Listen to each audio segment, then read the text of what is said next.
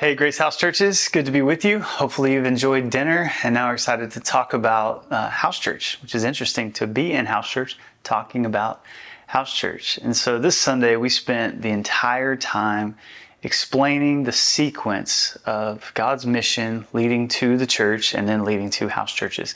And we said the course that we're on, charting the course for our church, is that we want to be a Great Commission church, making resilient disciples, seeking to saturate San Diego with house churches.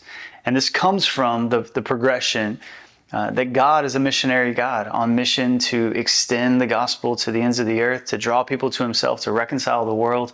That's what he does. If you were to say, God, what are you up to today? He would say, I am seeking and saving all nations so that I might bring them to myself and they might enjoy me forever. That's what he's doing. He sent his son Jesus to make that possible, to continue that mission. Then Jesus sent the Spirit in the church to continue that mission. And so we've said, God's mission has a church. We don't get to decide what we do. We have to be subservient to Jesus and his mission. And so in Matthew 28, Jesus looks at his disciples and says, go into all nations, making disciples, baptizing them, teaching them to obey.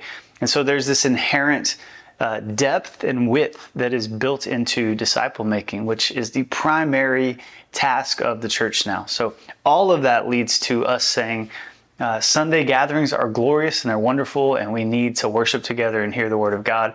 But ultimately, the end game for you is to be a part of a family on mission in a house church.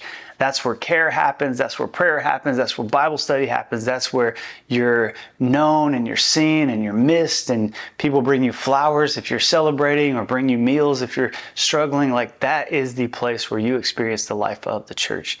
And so our hope is that we would be these outposts all around the city of places of light in the darkness where others could come in and meet Jesus's community, maybe even before they meet Jesus.